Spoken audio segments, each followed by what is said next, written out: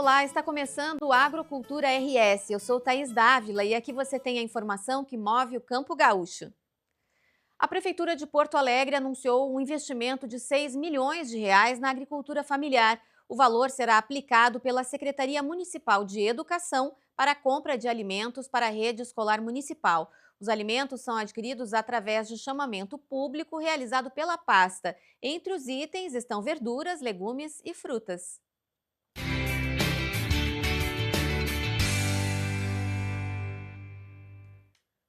Vai até a próxima segunda-feira, dia 30, o prazo para a declaração anual de rebanho, uma obrigação que todos os produtores rurais que têm animais de produção precisam cumprir anualmente. Para entender melhor esse prazo, quem deve fazer e de que forma realizar o procedimento, eu converso agora com Paulo Coelho de Souza, que é chefe da Divisão de Controle e Informações Sanitárias da Secretaria da Agricultura. Tudo bem, Paulo? Boa tarde, Thaís. Boa tarde aos telespectadores. Tudo bem? Bom, vamos começar explicando, né, o que que é a declaração anual de rebanho e por que que ela é tão importante para o Rio Grande do Sul. Então, Thaís, a declaração de rebanho, ela é uma campanha instituída pelo Ministério da Agricultura, né, para todos os serviços de defesa sanitária animal estaduais. E ela é uma campanha de atualização cadastral. Ela não é só uma atualização de rebanho, né? Ela é uma campanha de atualização cadastral, onde um dos pontos é a atualização de rebanho, né, onde os produtores têm a oportunidade de atualizar informações sobre os seus rebanhos também, informando mortes, nascimentos. São informações que esse produtor pode prestar para a secretaria ao longo do ano, mas tem um momento onde ele tem, vamos dizer, que prestar contas do que ele não fez ao longo do ano. Então, ele tem esse momento para poder fazer esse ajuste de saldo, informar se teve alguma alteração no rebanho dele, e atualizar principalmente seus dados cadastrais também, né, junto à Secretaria da Agricultura.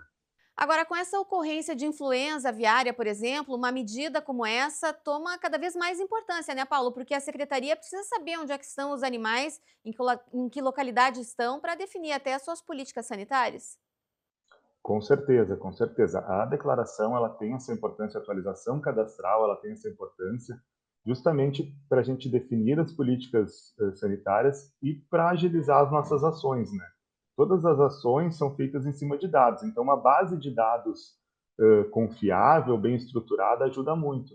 Nesse caso, por exemplo, a gente teve um foco de influenza numa granja comercial, a gente teve uma das respostas aí mais rápidas aí registradas nos serviços oficiais, né, para atendimento, uma resposta muito eficiente, reconhecida nacionalmente e internacionalmente como uma resposta eficiente, justamente porque a gente tinha uma base de dados bem consolidada, com propriedades bem cadastradas, informações como georreferenciamento dessas propriedades, que nos possibilitou usar tecnologias para agilizar o atendimento, mas isso só é possível porque os dados estão bem estruturados, né? Por isso essa importância.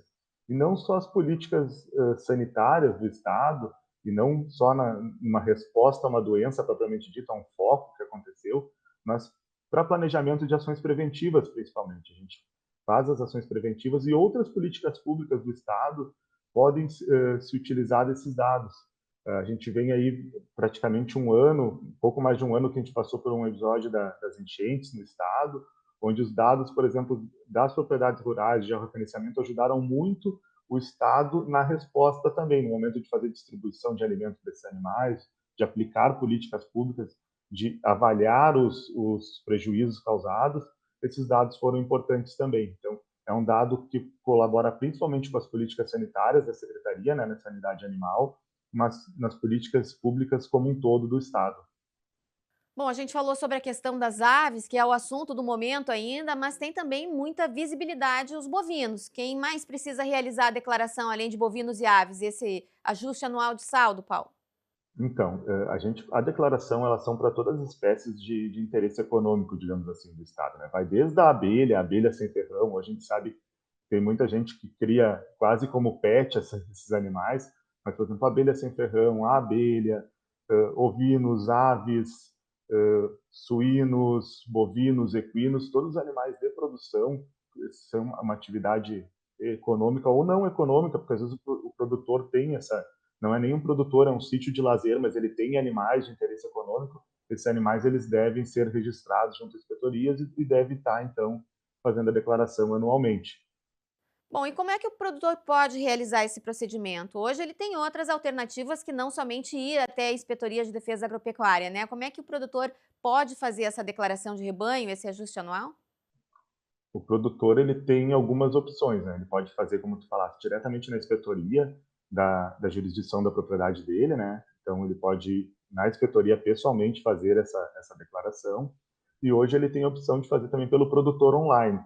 Então hoje, ano passado, a gente fechou na nossa declaração aí cerca de 10% das declarações feitas de forma online. E esse ano, fazendo acompanhamento, a gente continua mais ou menos nesse índice, né? Mas o produtor pode fazer, então, diretamente de casa, sem ter que se locomover até uma inspetoria. Ele pode fazer essa declaração através do site da secretaria. Agora, uma curiosidade, né, Paulo? Você falou sobre as abelhas e tem também a questão dos peixes, da aquicultura. Como é que faz para declarar nesses casos? Cada espécie tem suas peculiaridades, né? A abelha a gente vai declarar por caixas, não vai declarar a quantidade de animais.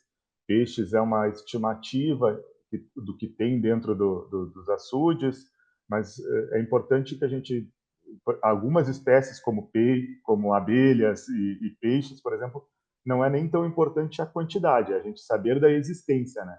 Justamente como a gente falou antes, para o planejamento das atividades e para o atendimento de alguma situação de emergência. Agora, voltando um pouquinho à questão que você falou antes, né, do atendimento online. O produtor online recentemente teve uma nova formatação, está mais acessível, mais intuitivo para a utilização do produtor. Vocês enxergam que o uso desse sistema vai crescer a partir disso? Justamente, o portal de acesso do produtor online sofreu algumas alterações recentemente, né, uma modernização dentro dessa política de governo digital que passa por todas as secretarias do Estado, de melhorar, de aumentar os serviços digitais para o cidadão e para o produtor rural também, e não só aumentar, mas melhorar. Então, a gente foi sensível às demandas dos produtores, a gente vai acompanhando como está o uso do sistema. Então, ele passou por uma modernização justamente para, como tu falaste, ficar mais intuitivo, dar uma melhorada na questão de facilitar o acesso, né? Então, hoje, por exemplo, o produtor online, o produtor pode acessar com login .gov.br, que é um login que hoje já está mais difundido, né? A gente já usa para acesso a vários serviços, não de governo e de Estado, não só do governo do Estado, mas do governo federal. Então, a gente pode acessar por esse login GovBR, e essa tendência é cada vez a gente disponibilizar mais serviços e facilitar para o produtor esse acesso, né? No começo da entrevista, você falou sobre a importância desse ajuste anual. Desde 2020, com a suspensão da vacinação contra a febre aftosa, o produtor ficou um pouco mais distante, digamos assim, fisicamente, do serviço veterinário oficial, porque antes ele precisava ir anualmente até a inspetoria para fazer a declaração de vacinação dos animais. Qual é a importância desse contato nesse momento, né, de estar presente junto ao serviço oficial e fazendo esse trabalho de proteção do rebanho também, porque afinal é um papel do produtor? Exatamente. A declaração, justamente, a gente substituiu, vamos dizer, campanhas de vacinação por uma campanha de atualização cadastral, né? A gente o serviço oficial, a gente tem esse desafio de manter esse contato com o produtor e evitar esse afastamento. Apesar de a gente ter ferramentas como o produtor online que facilitam o produtor não precisar se deslocar até a inspetoria, mas a gente sempre preconiza que não haja esse afastamento. A inspetoria, ela continua lá, o veterinário continua lá, disponível para fazer essa troca com o produtor. O produtor tem um papel muito importante justamente para nos trazer informações do campo, né? No momento que a gente tira a vacinação, que era um pilar importante, a gente tem que reforçar outros pilares de vigilância. E são com atividades de mitigação de risco, onde a gente vai nas propriedades, a gente acompanha, justamente a gente usa os dados para fazer esse dimensionamento dessas atividades, mas o produtor continua sendo nossos olhos lá na ponta. Então, o produtor ele tem que estar engajado junto com a gente para nos trazer as informações, atualizar o seu rebanho, e qualquer alteração, seja durante a campanha ou fora de campanha, o produtor tem não só a obrigação, mas a gente tem que ter essa parceria do produtor notificar para a gente qualquer alteração no seu rebanho, né? Qualquer coisa diferente. Então, essa importância da campanha também de estreitar esses laços. Às vezes, durante o produtor fica um ano inteiro sem passar na inspetoria, porque hoje a gente tem muitos serviços digitais. O produtor consegue emitir uma GTA de casa, ele consegue declarar uma morte de um animal de casa, ele consegue fazer várias coisas sem precisar vir à inspetoria. E a própria declaração, ele nem precisa vir na inspetoria, mas a gente sempre faz esse apelo, esse convite para que o produtor não se afaste da gente, nem a gente quer se afastar do produtor. É uma parceria que tem que estar sempre cada vez mais estreita. Paulo, e o Rio Grande do Sul tem um diferencial no uso dessas informações através de sistemas digitais, também tem inteligência que tem contribuído e até contribuiu para esse desfecho rápido aí do caso da influenza, né? Com certeza, Thais. A gente, dentro do Departamento de Defesa Sanitária Animal, na Divisão de Controle de Informações Sanitárias, a gente busca aprimorar cada vez mais o uso das informações, né? A utilização dos dados. Como eu falei anteriormente, a gente tem uma base de dados, a gente cria uma base de dados estruturada com informações importantes, mas a gente tem que transformar esses dados em informações. E a própria aplicação de tecnologias, como tu falaste, a gente utiliza um sistema no controle de focos e na prevenção. A gente usa um sistema informatizado que nos dá muita agilidade, mas a utilização desses sistemas só são possíveis com informação aprimorada, né, com dados aprimorados. E a própria questão de inteligência, a gente é um estado pioneiro nisso, que trabalha os dados, faz trabalho de inteligência com esses dados. Então, a gente utiliza as tecnologias de inteligência, análise de dados, para aprimorar atividades de vigilância e atividades de resposta. Muito bem. Bom, queria ver com você como é que está no momento, né? Faltando alguns dias para o final do prazo. A declaração está aberta desde quando e quantos produtores já declararam? Então, o período de declaração esse ano também foi uma novidade. Assim, a gente tem uma instrução normativa que fixou o período da declaração agora anualmente, né? Antes a gente tinha algumas alterações, a gente ia adaptando conforme a realidade, conforme primeiro foi retirada de vacina, depois teve outras, foi ajuste de campanha, tivemos problemas climáticos, então o nosso período de declaração ele foi mudando ao longo dos anos. Às vezes começava um pouco mais cedo, um pouco mais tarde. Agora a gente tem uma data fixa, né? As declarações são de abril, maio e junho. São 3 meses para fazer a declaração, então começou lá no dia 1º de abril e vai até o dia 30 de junho. A gente hoje está com um percentual aí em torno de 65% das declarações feitas. É um número que nos exige um pouco de atenção, mas não nos preocupa tanto também em relação, assim, parece um número, faltando uma semana, é um número relativamente baixo, mas historicamente as declarações são feitas na última semana, né? O produtor, aquilo que a gente fala, o brasileiro às vezes deixa as coisas para a última hora, Para a e a última hora. declaração, Sim, pode prosseguir. a declaração como outras declarações, outras obrigações, às vezes fica para a última hora, né? Então, a gente tá acompanhando isso, mas a gente acredita que vai chegar a um bom índice ao final da campanha, como foi nos outros anos. Qual tem sido o histórico do Rio Grande do Sul? Ou tem alguma região que ainda precisa mais atenção também, Paulo? É, normalmente a gente acaba as declarações com índice entre 85% e 90% no último dia da declaração, mas a gente tem um período que a gente chama que é um período de digitação, né? Porque às vezes o produtor entrega formulários impressos, ele vai na inspetoria e preenche um formulário de papel e ele é lançado depois no sistema. Então a gente ainda tem um período que a gente faz esse lançamento dos atrasados, digamos assim, dos que estão não são atrasados, mas ainda não digitados, né? Foram entregues dentro do período, mas não foram contabilizados no sistema digital. Então a gente consegue chegar ali acima dos 90%.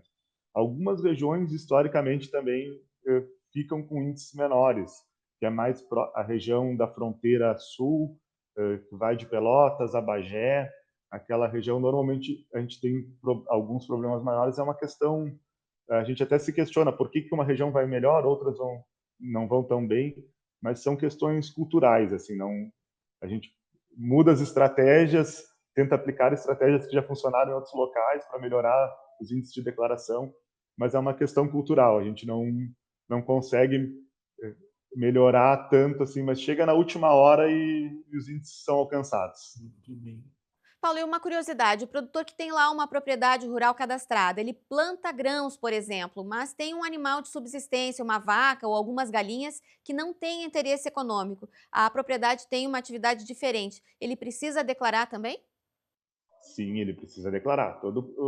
Mesmo que não seja uma exploração econômica, os animais, vamos dizer, a gente usa esse conceito de os animais têm interesse econômico, mas a exploração dele não é econômica. São aves de subsistências, sítios de lazer, por exemplo, que tem uma vaca para tirar leite, tem um pôneizinho, tem aquele único cavalo para o desfile do 20 de setembro, ele também tem obrigação.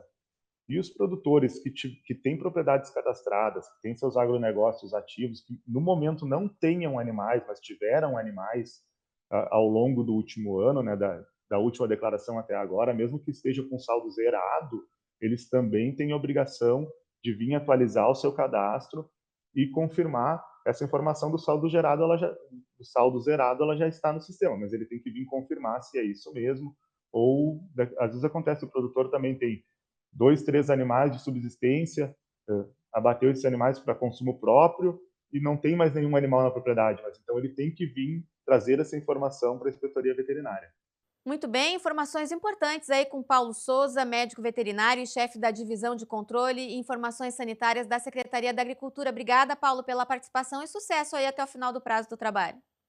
Obrigado, Thais. Eu que agradeço a oportunidade de a gente poder levar essa informação aos produtores, ao público em geral, e fazer aí um chamado, então, para quem ainda não está com a sua declaração em dia, que ainda está no prazo, tem tempo, procure a inspetoria ou acesse o produtor online no site da secretaria e faça a sua declaração. Obrigada. O Agrocultura RS faz um intervalo, em seguidinha a gente volta com outras informações. Até já.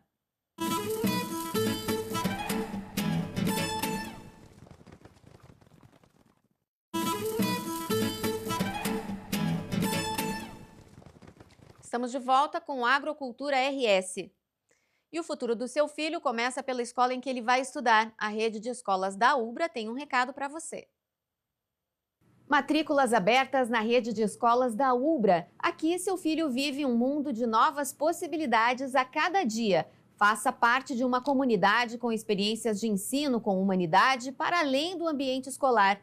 Aqui você encontra atendimento individualizado, valorização do esporte em todos os níveis de ensino, ênfase na língua inglesa, iniciativas e projetos inovadores. E ainda conta com aulas de robótica, educação tecnológica e cultura maker, além de desenvolver em nossos alunos uma mentalidade empreendedora. Tudo isso com preparação para vestibulares e Enem inserida no dia a dia, durante toda a jornada do aluno. Acesse ubra.br/escolas e agende sua visita agora mesmo.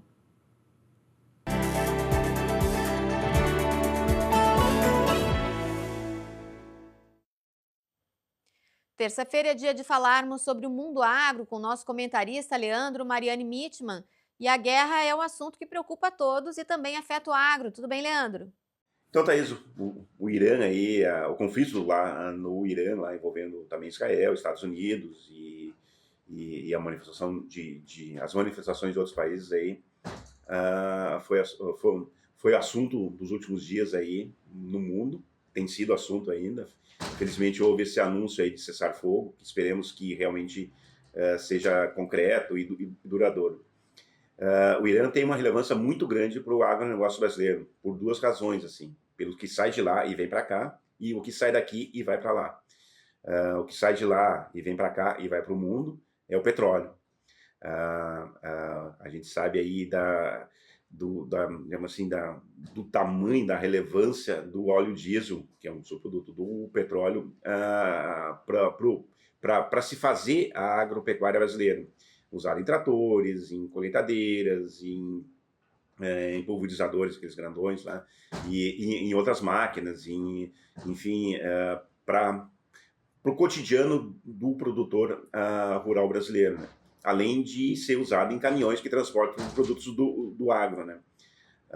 Afinal, em torno de 60% aí de tudo que o agronegócio transporta no Brasil é em cima de caminhão.